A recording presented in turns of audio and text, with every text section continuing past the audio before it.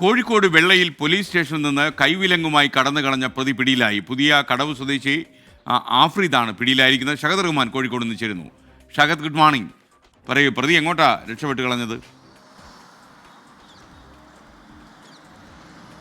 S അതാണ് ഏറ്റവും രസകരമായിട്ടുള്ള കാര്യം. കാരണം ഇന്നലെയാണ് ഈ ബീച്ച് പരിസരങ്ങളിൽ ഇത്തരത്തിൽ പിടിച്ചുപറിയും അതുപോലെ തന്നെ മോഷണമൊക്കെ നടത്തുന്ന അഫ്രീദ് എന്ന് പറഞ്ഞ യുവാവിനെയും ഒപ്പം തന്നെ മറ്റൊരു യുവാവിനെയും കൂടിയും പോലീസ് പിടികൂടുന്നത്. തുടർന്ന് കൈവിലങ്ങിട്ട് പോലീസ് സ്റ്റേഷനിൽ അവരെ ഇരുത്തുകയും ചെയ്തിട്ടുണ്ടായിരുന്നു. എന്നാൽ മൂത്രമൊഴിക്കാനെന്ന് പറഞ്ഞ് പുറത്തേക്ക് പോയതാണ്. പിന്നീട് ഈ കക്ഷിയെ പോലീസ് കണ്ടിട്ടില്ല. ഏറെ നേരം പോലീസ് പരിശോധന നടത്തുന്നു. പരിശോധന നടത്തിയ ഏറ്റവും ഒടുവിൽ രാത്രി വീട്ടിൽ പരിശോധന നടത്തിയപ്പോഴാണ് പ്രതി വീട്ടിൽ പോയിരിക്കുന്നത് പോലീസ് കാണുന്നത്. തുടർന്ന് അവിടെ നിന്നും പോലീസ് കസ്റ്റഡിയിലെടുത്ത് കൊണ്ടുവരികയായിരുന്നു എന്നുള്ളതാണ്. അഫ്രീദ് എന്നാണ് പേര്. പുതിയ കടവാണ് സ്വദേശി. ഞാൻ പറഞ്ഞതുപോലെ തന്നെ ഇന്നലെ രാത്രിയിലാണ് ഈ സംഭവം നടക്കുന്നത്.